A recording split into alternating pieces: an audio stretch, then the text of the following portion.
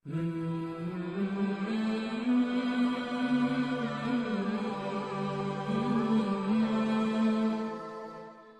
کی کتابوں سے مختلف ٹاپکس پہ تو امام احمد بن حنبل کی جو مجموعہ احادیث ہیں ان سے نماز کے ٹاپکس پہ کچھ احادیث ہیں۔ اعوذ باللہ من الشیطان الرجیم، بسم اللہ الرحمن الرحیم۔ عبادہ بن نسی کہتے ہیں شام میں ایک معدان نامی آدمی تھا، سیدنا ابو ذر رضی اللہ تعالیٰ عنہ اسے قرآن پڑھایا کرتے تھے۔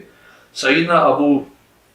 دردہ رضی اللہ تعالیٰ عنہ نے اسے گم پایا۔ پھر ایک دن جب واپس مقام پہ اسے ملے تو کہنے لگے معدان وہ قرآن جو تیرے پاس تھا اس کا کیا بنا؟ آج کل تیرا قرآن کا کیا حال ہے؟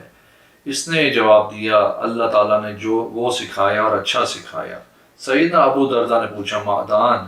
آج کل شہر میں رہتے ہو یا کسی دیہات میں؟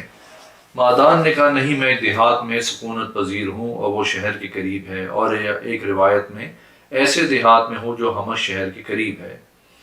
سیدنا ابو دردہ رضی اللہ تعالیٰ عنہ نے کہا چھوڑ تجھ پہ افسوس معدان، میں نے رسول اللہ صلی اللہ علیہ وسلم کو یہ فرماتے ہوئے سنا جہاں 5 گھر واقع ہوں اور ان میں اذان نہ دی جائے، نہ نماز قائم کی جائے، اس پہ شیطان کا غلبہ ہو جاتا ہے، اور تجھے ذہن نشین کر لینا چاہیے کہ بھیڑیا علیحدہ رہنے والے بکری کو ہڑپ کر لیتا ہے، اس لیے تجھ پہ شہروں میں رہنا لازم ہے معدان، تجھ پہ افسوس ہے۔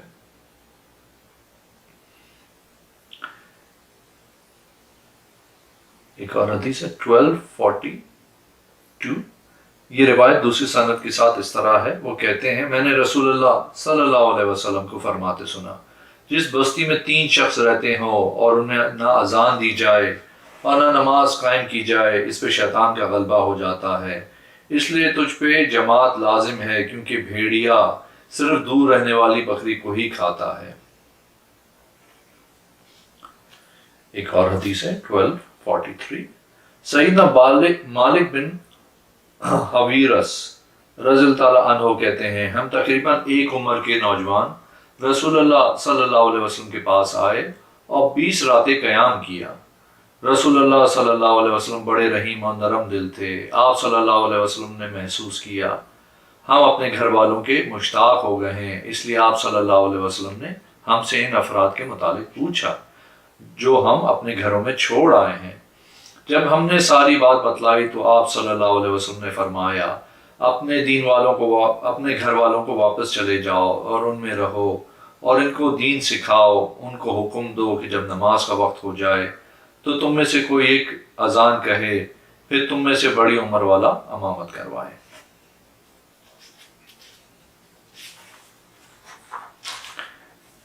ایک اور حدیث ہے حدیث نمبر 1244، سیدنا ابو ہریرہ رضی اللہ تعالیٰ عنہ سے مروی ہے کہ رسول اللہ صلی اللہ علیہ وسلم نے فرمایا اگر لوگ جان جائیں کہ اذان کہنے اور پہلی صف کے اندر شامل ہونے میں کیا فضیلت ہے تو وہ ان پر قرعہ ڈالیں، اور اگر لوگوں کو پتہ چل جائے کہ نماز کی طرف جلدی پہنچنے میں کیا اجر و ثواب ہے تو اس کے لیے ایک دوسرے سے آگے بڑھنے کی کوشش کریں، اور اگر وہ جان لیں کہ نماز عشاء نماز فجر میں کیا اجر ہے تو یہ ان دونوں نمازوں میں ضرور شامل ہو اگرچہ ان کو گھٹنوں کے پہ آنا پڑے۔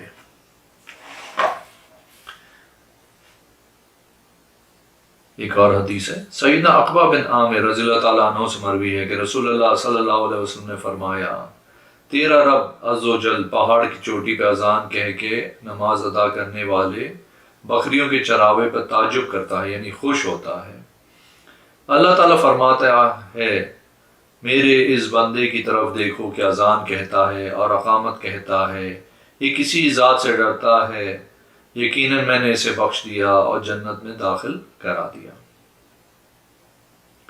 ایک اور حدیث ہے 1247، ایک اور سند کے ساتھ کہتے ہیں کہ اللہ کے رسول صلی اللہ علیہ وسلم نے فرمایا آپ کا رب تعجب کرتا ہے۔ پھر سابقہ حدیث کا معنی بیان کیا، البتہ آخری الفاظ یہ بیان کیے یہ مجھ سے ڈرتا ہے سو میں نے اسے بخش دیا اور جنت میں داخل کر دیا۔ ایک اور حدیث ہے سیدنا عبداللہ بن مسعود رضی اللہ تعالیٰ عنہ کہتے ہیں ہم رسول اللہ صلی اللہ علیہ وسلم کے ساتھ کسی سفر میں تھے ہم نے ایک اذان کہنے والے کو سنا، وہ اللہ اکبر کہہ رہا تھا۔ نبی کریم صلی اللہ علیہ وسلم نے یہ الفاظ سن کے فرمایا یہ شخص فطرت اسلام پہ ہے۔ پھر اس نے اشہد ان لا الہ الا اللہ کہا تو اللہ کے نبی صلی اللہ علیہ وسلم نے فرمایا یہ جہنم کی آگ سے نکل گیا ہے۔ پھر ہم جلدی جلدی اس کی طرف گئے، وہ جانوروں کا ایک چراگاہ تھا جسے نماز نے پا لیا تھا، اس لیے اس نے اذان کہی تھی۔ ایک اور حدیث ہے 1249، سیدنا معاذ بن جبل رضی اللہ تعالیٰ عنہ سے ثابت حدیث جیسی روایت مروی ہے، البتہ اس میں یہ الفاظ ہیں جب اس اذان کہنے والے نے اشہد ان لا الہ الا اللہ کہا تو نبی کریم صلی اللہ علیہ وسلم نے فرمایا اس نے حق کی گواہی دی ہے۔ جب اس نے اشہد ان محمد رسول اللہ کہا تو آپ صلی اللہ علیہ وسلم نے فرمایا یہ آگ سے نکل گیا ہے، دیکھو تم اسے یا تو گھاس کی تلاش میں دور نکلنے والے چروائے یا کتوں سے شکار کرنے والا شکاری پاؤ گے، اور ایک روایت میں ہے تم اسے بکریوں کا چرواہا یا اپنے گھر والوں سے دور نکلنے والا پاؤ گے۔ پھر جب انہوں نے دیکھا تو وہ چرواہا نکلا، چونکہ نماز کا وقت ہو گیا تھا، اس لیے اس نے اذان کہی تھی۔ ایک اور حدیث ہے 1250، سیدنا عبداللہ بن عمر رضی اللہ تعالیٰ عنہ سے روایت ہے کہ رسول اللہ صلی اللہ علیہ وسلم نے فرمایا اللہ تعالیٰ مؤذن کو اس کی آواز کے پھیلاؤ کے برابر بخشتا ہے، اور اس کے لیے اس کی آواز سننے والا ہی ہر تر و خوش چیز گواہی دیتی ہے۔ ایک اور حدیث ہے 1251، اور ایک اور روایت کے الفاظ یوں ہیں اللہ تعالیٰ مؤذن کو اس کی اذان کی آواز کی انتہا تک بخش دیتا ہے، اور اس کی آواز کو سننے والی ہر چیز اس کے لیے بخشش طلب کرتی ہے۔ ایک اور حدیث ہے 1252، سیدنا ابو ہریرہ رضی اللہ تعالیٰ عنہ بیان کرتے ہیں کہ رسول اللہ صلی اللہ علیہ وسلم نے فرمایا مؤذن کو اس کی آواز کے پھیلاؤ کے برابر بخش دیا جاتا ہے، اور اس کے لیے ہر خوش و تر چیز گواہی دیتی ہے، اور باجماعت نماز ادا کرنے والوں کے لیے 25 نیکیاں لکھ دی جاتی ہیں، اور اس کے 2 نمازوں کے درمیان والے گناہ مٹا دیے جاتے ہیں۔ ایک اور حدیث ہے 1253، سیدنا ابو ہریرہ رضی اللہ تعالیٰ عنہ سے مروی ہے کہ رسول اللہ صلی اللہ علیہ وسلم نے فرمایا امام ضامن ہے اور مؤذن امین ہے، اے اللہ ائمہ کی رہنمائی فرما اور مؤذنوں کو بخش دے۔ ایک اور حدیث ہے سیدنا عائشہ رضی اللہ تعالیٰ عنہا سے مروی ہے کہ رسول اللہ صلی اللہ علیہ وسلم نے فرمایا امام ضامن ہے اور مؤذن امین ہے، اللہ امام کی رہنمائی فرمائے اور مؤذن کو معاف کر دے۔ ایک اور حدیث ہے 1255، انس بن مالک رضی اللہ تعالیٰ عنہ سے مروی ہے کہ رسول اللہ صلی اللہ علیہ وسلم نے فرمایا قیامت کے دن لوگوں میں سب سے لمبی گردنوں والے مؤذن ہوں گے۔ ایک اور حدیث ہے 1256، معاذ ولی ابی سفیان رضی اللہ تعالیٰ عنہ نے بھی نبی کریم صلی اللہ علیہ وسلم سے اسی طرح کی حدیث بیان کی۔ ایک اور حدیث ہے 1257، سیدنا برا بن عازب رضی اللہ تعالیٰ عنہ سے روایت ہے کہ نبی کریم صلی اللہ علیہ وسلم نے فرمایا یقیناً اللہ تعالیٰ اور اس کے فرشتے اگلی صف پہ رحمت بھیجتے ہیں، اور مؤذن کو اس کی آواز کے پھیلاؤ کے برابر بخش دیا جاتا ہے،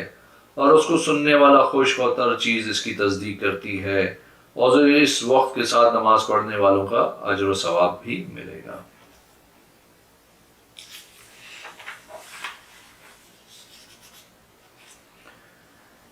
ایک اور حدیث ہے 1258، ابو ساسا جو کہ سیدنا ابو سعید خدری رضی اللہ تعالیٰ عنہ کی پرورش میں تھے کہتے ہیں سیدنا ابو سعید خدری رضی اللہ تعالیٰ عنہ نے مجھے کہا میرے پیارے بیٹے جب تو اذان کہے تو بلند آواز سے اذان کہا کرو، کیونکہ میں نے رسول اللہ صلی اللہ علیہ وسلم کو یہ فرماتے ہوئے سنا ہر چیز جو اس کو سنتی ہے وہ اس کے لیے گواہی دیتی ہے، وہ جن ہو یا انسان ہو یا پتھر۔ پھر ایک مرتبہ کہا میرے بیٹے جب تو خشکی یعنی بے آباد علاقوں میں ہو تو اذان کے لیے اپنی آواز کو اونچا کیا کرو، کیونکہ میں نے رسول اللہ صلی اللہ علیہ وسلم کو یہ فرماتے ہوئے سنا کوئی جن، کوئی انسان، کوئی پتھر اور کوئی چیز اس کو نہیں سنتی مگر وہ قیامت کے دن اس کی گواہی دے گی۔ ایک اور حدیث ہے 1259، اور انہی ابو ساسا نے ایک اور سند سے مروی کیا ہے کہ سیدنا ابو سعید نے کہا جب تو اپنی بکریوں یا جنگل میں ہو اور نماز کے لیے اذان کہے تو اذان میں اپنی آواز کو بلند کیا کر، کیونکہ مؤذن کی آواز کی انتہا تک جو بھی جن، انسان اور کوئی چیز سنتی ہے وہ قیامت کے دن اس کے لیے گواہی دے گی۔ میں نے یہ الفاظ رسول اللہ صلی اللہ علیہ وسلم سے سنے ہیں۔ ایک اور حدیث ہے 1260، سیدنا ابو ہریرہ رضی اللہ تعالیٰ عنہ سے روایت ہے کہ رسول اللہ صلی اللہ علیہ وسلم نے فرمایا جب نماز کے لیے اذان کہی جاتی ہے تو شیطان گرز مارتا ہوا اتنی دور بھاگ جاتا ہے کہ اذان نہیں سنتا، جب اذان پوری ہو جاتی ہے تو واپس آ جاتا ہے، پھر جب نماز کے لیے اقامت کہی جاتی ہے تو بھاگ جاتا ہے، جب اقامت مکمل ہو جاتی ہے تو واپس آ جاتا ہے، اور انسان اور اس کے نفس کے درمیان حائل ہو کے وسوسہ ڈالنا شروع کر دیتا ہے۔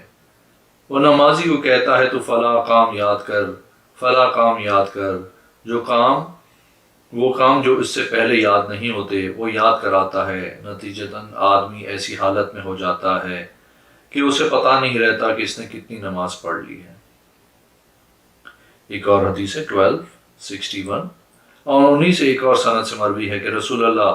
صلی اللہ علیہ وسلم نے فرمایا جب شیطان مؤذن کو اذان کہتے ہوئے سنتا ہے تو غوز مارتا ہوا اتنا دور چلا جاتا ہے کہ آواز نہ سن سکے،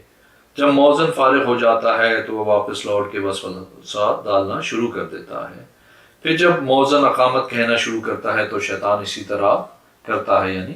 بھاگ جاتا ہے۔ ایک اور حدیث ہے 1262، سیدنا جابر بن عبداللہ رضی اللہ تعالیٰ عنہ بیان کرتے ہیں کہ رسول اللہ صلی اللہ علیہ وسلم نے فرمایا جب مؤذن اذان کہتا ہے تو شیطان بھاگ جاتا ہے یہاں تک کہ روحا مقام تک پہنچ جاتا ہے، اور یہ مقام مدینہ سے 30 میل کے فاصلے پہ ہے۔ ایک اور حدیث ہے 1263، سیدنا انس بن مالک رضی اللہ تعالیٰ عنہ سے مروی ہے کہ رسول اللہ صلی اللہ علیہ وسلم نے فرمایا اذان و اقامت کے درمیان دعا رد نہیں کی جاتی۔ ایک اور حدیث ہے 1265، نافع سے روایت ہے کہ سیدنا عبداللہ بن عمر رضی اللہ تعالیٰ عنہ نے کہا جب مسلمان مدینہ میں آئے تو نماز کے وقت کا اندازہ لگا کے اکٹھا ہوتے تھے، کوئی نماز کے لیے اذان نہیں کہا کرتا تھا۔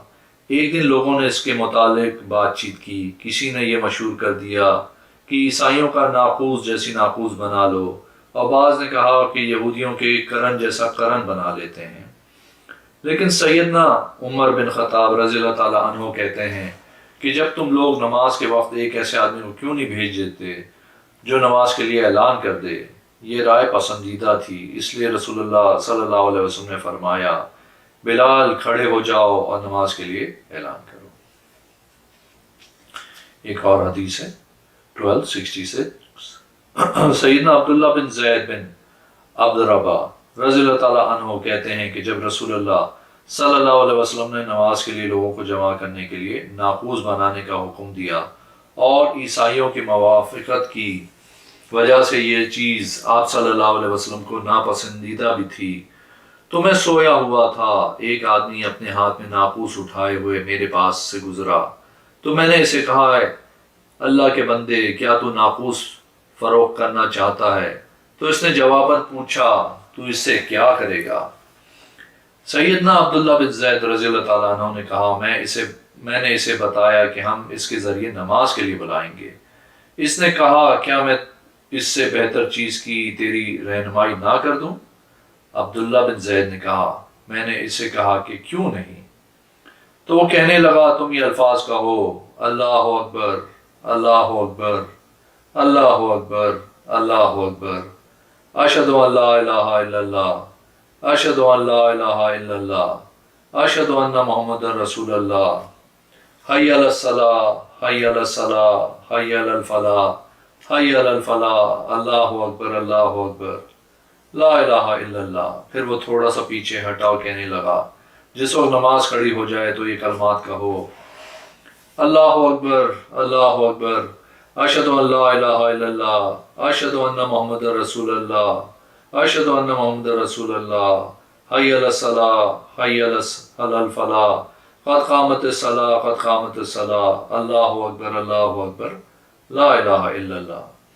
سیدنا عبداللہ بن زید رضی اللہ تعالیٰ عنہ کہتے ہیں جب صبح ہوئی تو میں رسول اللہ صلی اللہ علیہ وسلم کے پاس آیا اور اپنا خواب بیان کرنے لگا۔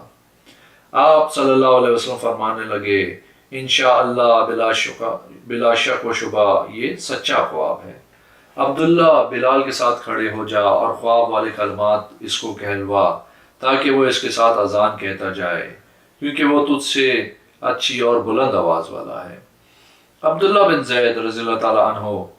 کہتے ہیں میں بلال کے ساتھ کھڑا ہو گیا اور ان پر کلمات ڈالتا گیا اور وہ ان کے ساتھ اذان کہتے گئے۔ سیدنا عبداللہ بن زید کہتے ہیں کہ جب یہ کلمات سیدنا عمر بن خطاب رضی اللہ تعالیٰ عنہ نے اپنے گھر میں سنے تو اپنی چادر کھینچتے ہوئے جلدی سے باہر آئے اور کہنے لگے